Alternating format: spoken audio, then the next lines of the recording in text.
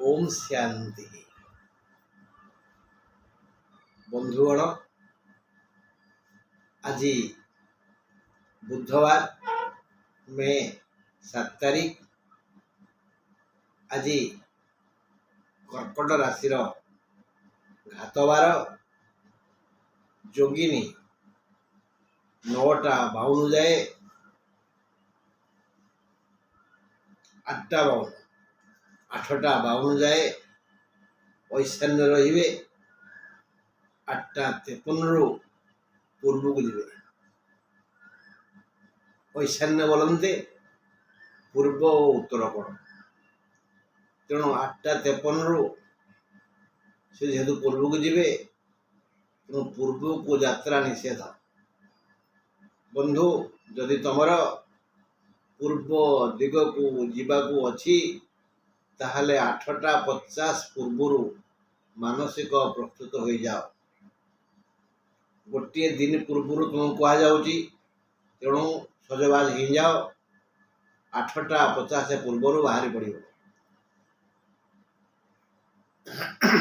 जदि बाहर मानकर बाहरी न पारिल तेबे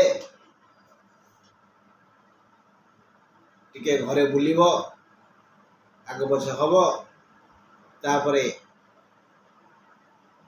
जो उपुड़ारे निश्वास जाऊ भल भाव से पाद आग पकड़, दुआर बंधु को प्रणाम कर यात्रा कर रही। हेले आज विषय वस्तु है मंगुला कन्या। माने मंगल जदि दोषी बर कन्या जानती फसी, मंगल जदि रुष्ट बर वधू पाती कष्ट। मंगल जदि रुष्ट बर वधू पाती कष्ट। से तो कन्या को मंगुला जाए, मंगुला हांडी बसे, दियो मंगुला हुए। दियो दियो देवता गाँ ठाकुराणी को पूजा करा जाए जे झीर किसी अमंगल न हो। कहीं सब अमंगलर कारण मंगल, सब अमंगल कारण मंगल। यही मंगल जदि पुओ जातक थाए लग्न रे, चतुर्थ रे, सप्तम रे, अष्टम रे बा द्वादश रे, तेबे पुअर जातक है मंगल दोष युक्त जातक। से ही भली झीर जातक रे, कन्यार जातक रे जदि लग्न रे, चतुर्थ रे, सप्तम रे, अष्टम रे, द्वादश रे मंगल थाए ताहले झील मध्य मंगल दोष रे दोष। मंगल दोष को प्रतिकार नहीं।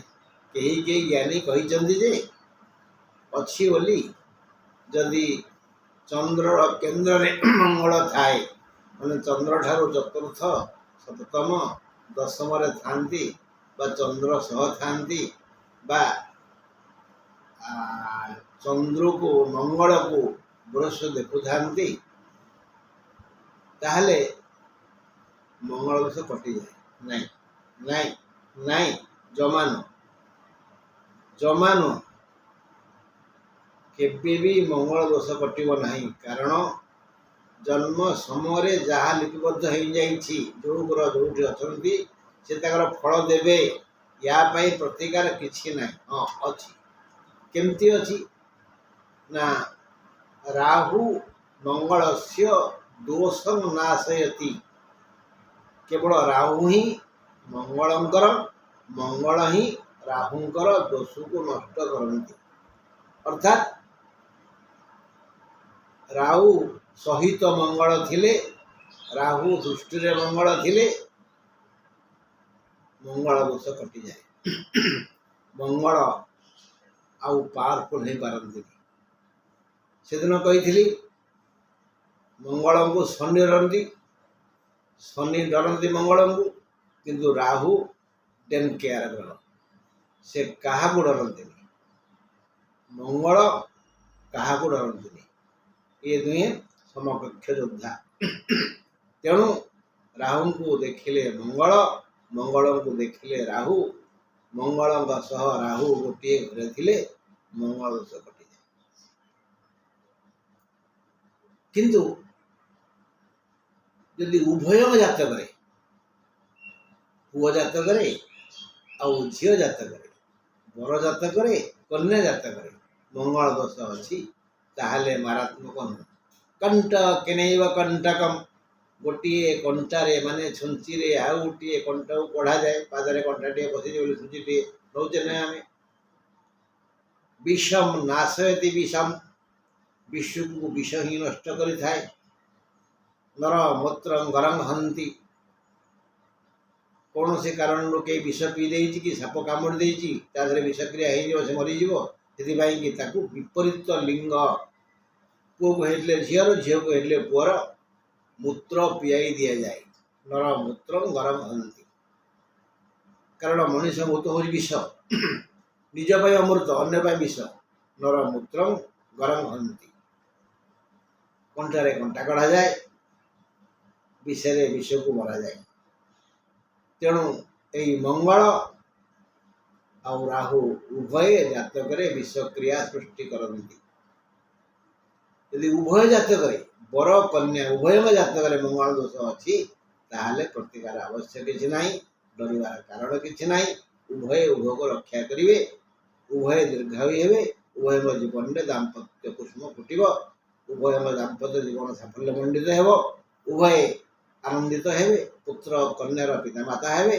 धन दौलत बासिबे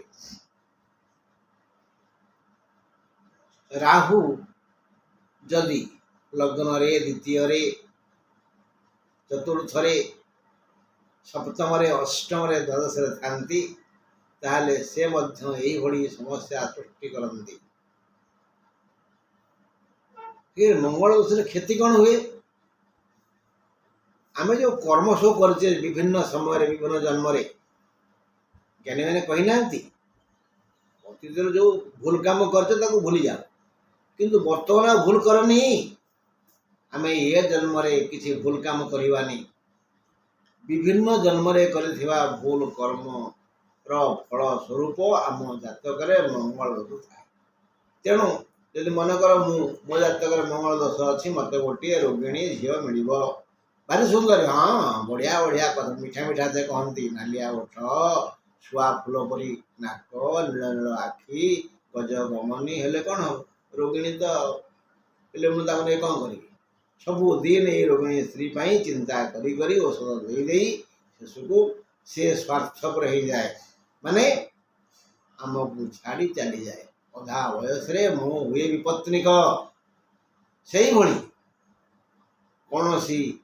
नारी जातक मंगल दोष थिले गोटे रोगी पुओ मिले मदुआ पुओ मिले एवं से रोगरे पड़े तापाई गोटे औषध खर्च हुए से अधा वयस स्त्री की छाड़ी चली जाए स्त्री हुए विधवा पुरुष हुए विपत्निक विपत्निक विपरीत कौन विधवा विधवा विपरीत विपत्निक बंधु मंगल दोष कौन प्रतिकार नहीं आमे केवल देखा आम झीर यदि मंगल दोष अच्छी माने जातक लग्न चतुर्थ सप्तम अष्टम द्वादश मंगल अच्छा आमे आउ गोटे जात खोजा पुअर जो पुओ जातक मंगल दोष थी ये दिए को बाहर करदे आम चिंता किसी ना